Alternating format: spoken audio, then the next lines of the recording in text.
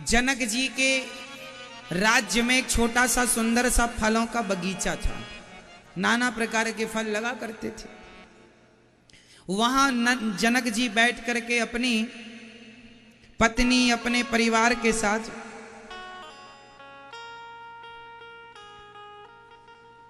नाच गाना वहां पर बढ़िया देख रहे थे। और जनक जी उस पार्क में बैठ करके बड़े सुंदर, मिथिला की ये घटना है, नाच गाने का आनंद ले रहे थे। तभी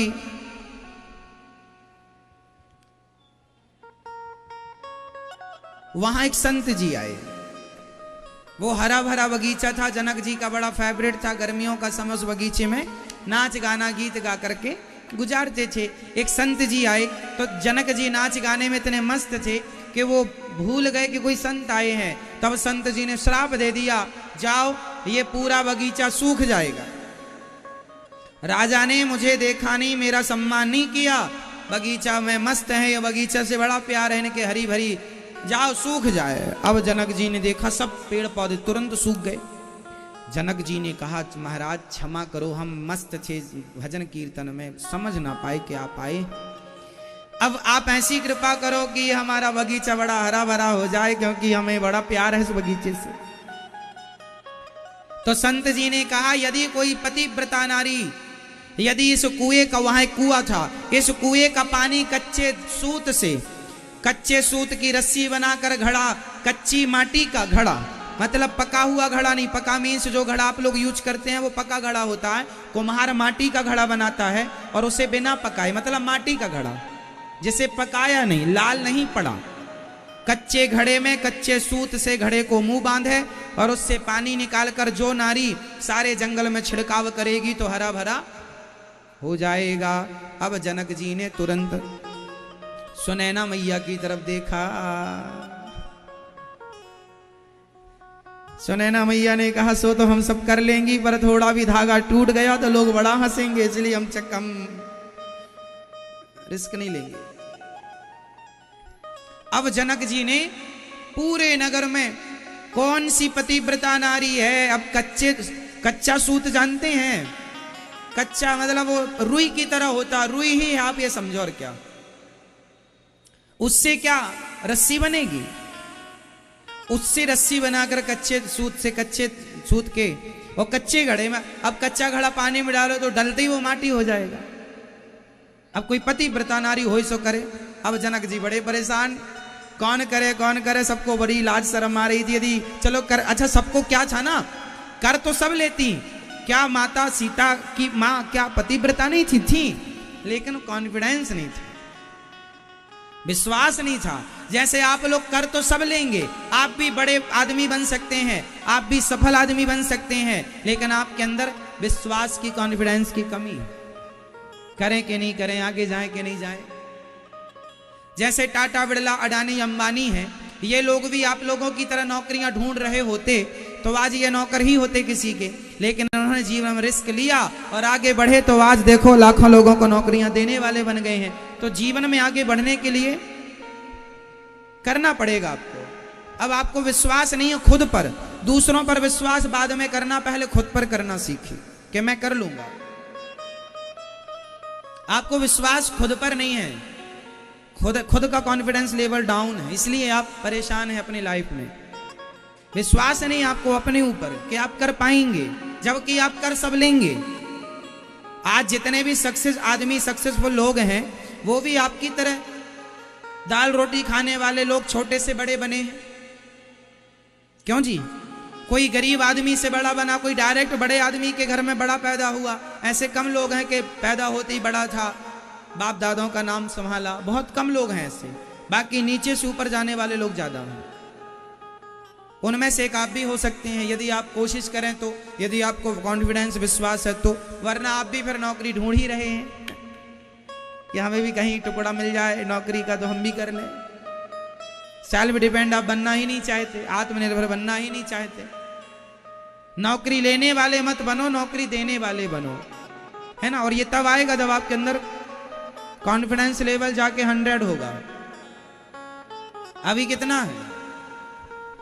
अभी 10-20 में ही आप पीछे हट जाए, नहीं महाराज हमसे नहीं होगा, हम नहीं कर पाएंगे। लो नहीं कर पाओ तो जाओ करो नौकरी,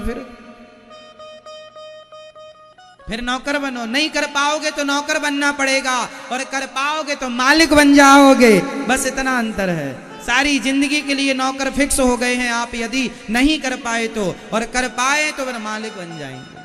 फिर आपके घर में 10-20 नौकर होंगे पढ़े लिखे, और आप सैलरी दे रहे होंगे। आप देने वाले बनेंगे नौकरी, ना कि लेने वाले। चलिए, तो जनक जी अब घबराए, अब क्या होगा, लगता ये कभी नहीं।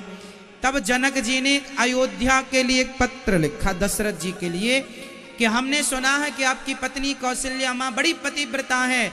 हमारे यहाँ एक बगीचा सूख गया है, यदि वो आए कच्चे सूत की रस्सी बनाकर कच्चे घड़े में बांधकर पानी निकाल कर डालें तो हो जाए काम। दशरथ जी ने पत्र पढ़ा, कौशल्या माँ को दिया, कहा जरा तैयार हो जाओ चलेंगे। क्योंकि कौशल्या मैया से बड़ी पतिव्रता उस युग में कहाँ थी। कौशल्या मैया ने अपना सूटकेस पैक किया, तो जो दासी उनके कमरे में झाड़ू लगाने वाली थी, तो आज उन्होंने पूछ लिया, माँ कहाँ जा रही हो? कौशल्या जी बोली, कुछ नहीं बेटा, ओ आज जनक जी के यहाँ बगीचा सूख गया है, कह रहे हैं आके जरा पानी डाल दो तो ठहरा हो जाएगा। पतिव्रता नारी उनको मिल नहीं रही है। तो दासी बोली, इतना काम करने आप क्यों जा रही है, मैं ही डाल के आ जाती हूँ।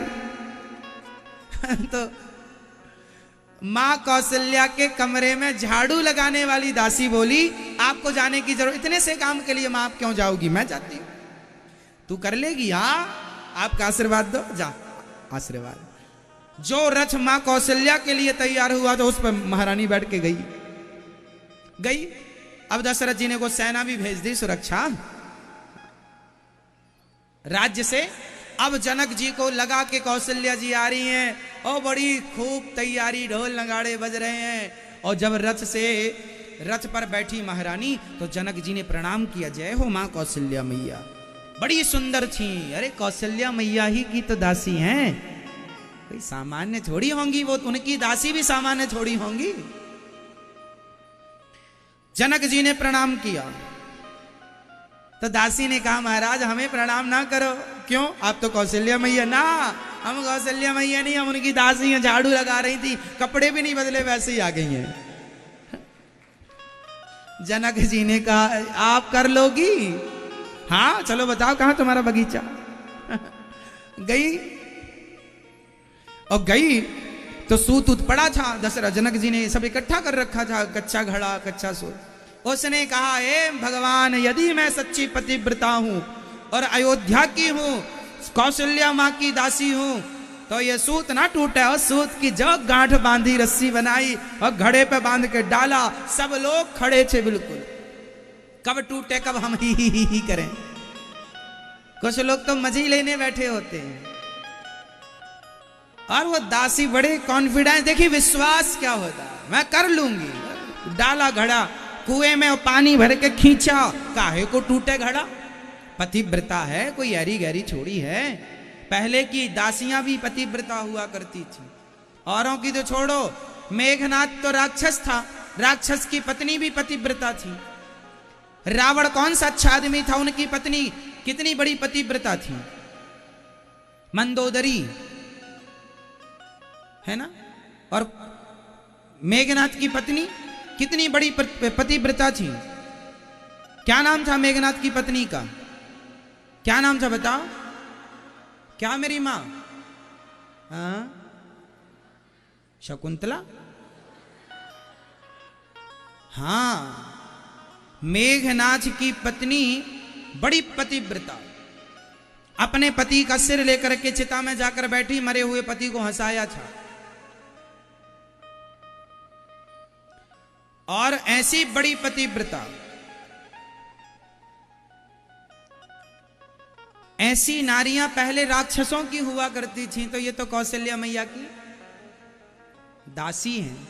उन्होंने पानी निकाला और पूरे में छिड़काव किया, देखते ही देखते पूरा बगीचा हरा भरा हो गया। जनक जी समझ गए, हे भगवान, इनकी तो दासियां इतनी पावरफुल हैं। हमने बुलाया महारानी को, आई दासी। तो जनक जी बोले सीता स्वयंवर में कहीं हमने, जनक जी बोले हमने कहीं दशरथ जी के बेटों को बुलाया, कहीं उनके नौकर आ गए, उनके चाकर आ गए, तो हमारी बेटी तो इसलिए बुलाया नहीं, बोले तुम्हें बुला के देख चुके हैं। इसलिए सबको निमंत्रण दिया था, जनक जी ने दशरथ जी को नहीं दिया, क्योंकि वहां से बुलाओ किसी को, आता कोई है और वहां सब पावरफुल। अयोध्या का तो कोई भी आदमी धनुष तोड़ सकता था। जनक जी को लगा हो सकता भैया वहां के आदमी अलग हो, तो जनक जी डर गए, बोले अब नहीं बुलाएंगे। और खासकर बाकी समय तो उनका बोलचाल था, बुलाना आना जाना था, पर सीता स्वयंवर में वो डर गए इस बात को लेके, कहीं उनके यहां फिर कोई और ना आ जाए।